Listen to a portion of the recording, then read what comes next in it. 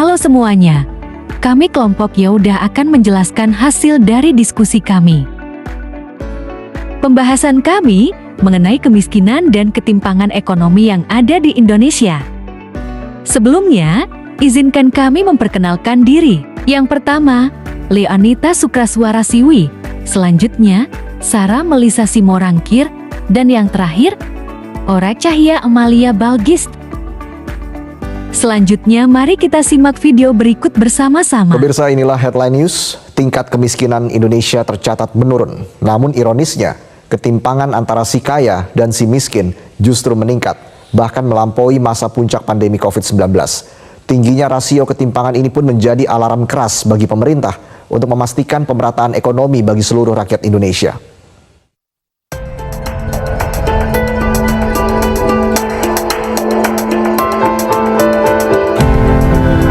Apa yang bisa kita pelajari dari kutipan berita tersebut? Mari kita lihat pembahasannya. Pendahuluan. Kemiskinan dan ketimpangan ekonomi merupakan dua isu penting yang dihadapi oleh bangsa Indonesia.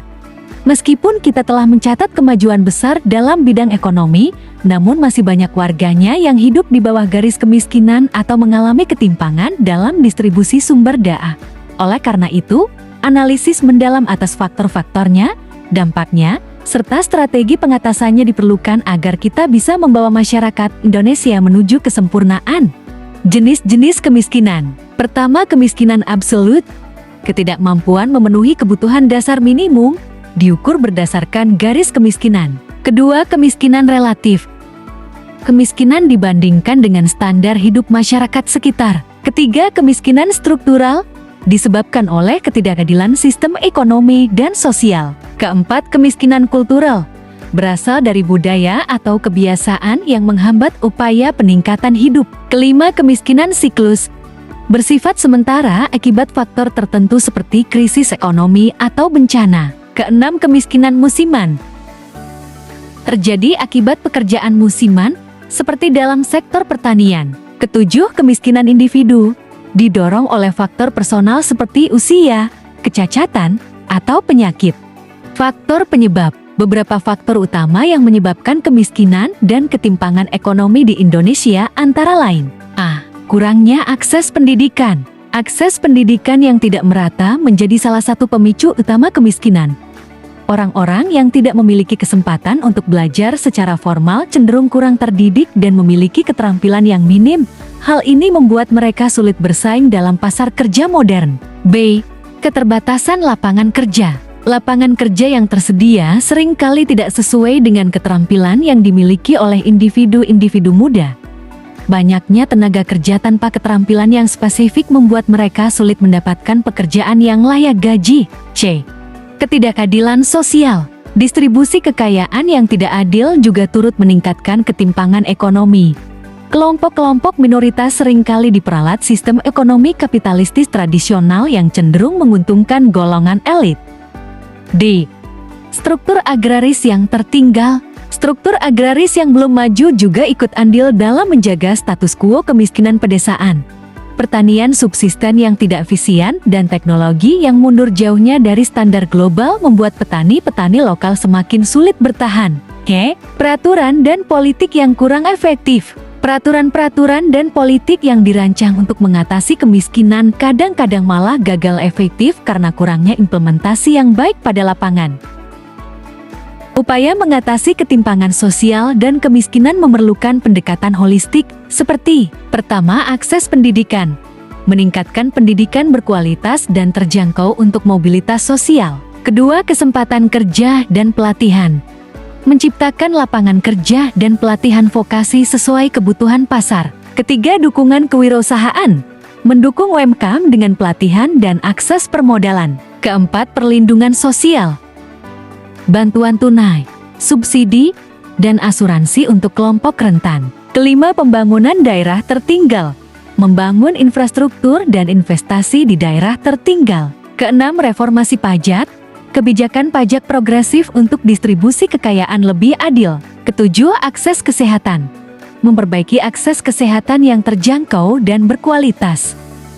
Dampak buruknya kesehatan umum. Akses terbatas terhadap fasilitas kesehatan primer maupun sekunder menyebabkan kondisi kesehatan umum yang buruk.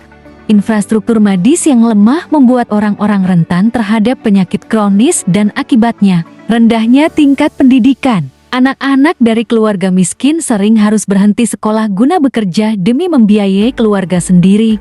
Ini berarti generasi masa depan tidak lagi memiliki kesempatan untuk naik level pendidikannya. Stabilitas sosial menjadi masalah besar. Mengingat situasi ekonomi yang sulit, maka stabilitas sosial pun menjadi korban. Angka kriminalitas meningkat sedangkan konflik internal komunitas semakin marak. Program usulan, pendidikan dan pelatihan profesional, inovasi teknologi pembelajaran. Implementasi teknologi pembelajaran daring untuk meningkatkan akses pendidikan di pelosok desa. Pelatihan vokasional, membuka kursus vokasional gratis yang fokus pada industri yang berkembang seperti IT, manufaktur, dan lain-lain. Bantuan sosial langsung, memberikan subsidi langsung kepada UKM yang baru saja didirikan supaya mereka bisa stabil dalam waktu singkat setelah operasional. Jaringan komunitas lokal, jaringan informasi online, membentuk grup-grup online tempelan untuk saling berbagi informasi terkait lowongan kerja, peluang investasi potensial, dan sebagainya. Komunitas produktif, mendirikan pusat produksi bersama-sama antar pribadi atau pribadi dengan tujuan meningkatkan nilai tambah produk domestik nasional. Tujuan program: pertama, menurunkan angka kemiskinan; kedua, memperbaiki status gizi bangsa; ketiga, meningkatkan partisipasi pendidikan sekolahan; keempat, stabilisasi lingkungan sosioekonomi. Kapan dan di mana program dilakukan? Implementasi program ini rencananya akan dimulai pada awal tahun 2025 dan difokuskan di wilayah-wilayah yang paling parah terkena dampaknya seperti provinsi-provinsi di Pulau Sumatera, Kalimantan Timur atau Selatan, Sulawesi Selatan atau Tenggara, Papua Barat atau Papua Nugini bagian Barat. Target capaian spesifik. Setiap target capaian spesifik harus disepakati sebelum proses pelaksanaan dimulai agar semua pihak termasuk stakeholder internal atau eksternal sepakat sama visi misi jangka panjangnya. Contohnya saja, mengurangi proporsi populasi hidup di bawah garis kemiskinan sebanyak 10% dalam span waktu 5 tahun ke depan. Naiknya persentase partisipasi pendidikan sekolah sampai tingkat perguruan tinggi sekitar 90% pada akhir periode 6 tahun ke depan. Penutup, kemiskinan dan ketimpangan ekonomi bukan hanya soal statistik atau data, melainkan juga tanggung jawab moral kolektif kita sebagai manusia cerdas rasional yang mau bergerak maju bersama-sama menuju cita-cita bersama yang lebih sempurna sejahtera abadi dunia akhiratnya. Semoga dengan adanya diskursus ilmiah akademis ini, kita bisa makin bijak dalam merancang solusi nyata konkret yang benar-benar berguna bagi semua kalangan masyarakat luas negeri ini. Sekian hasil diskusi dari kelompok kami, terima kasih.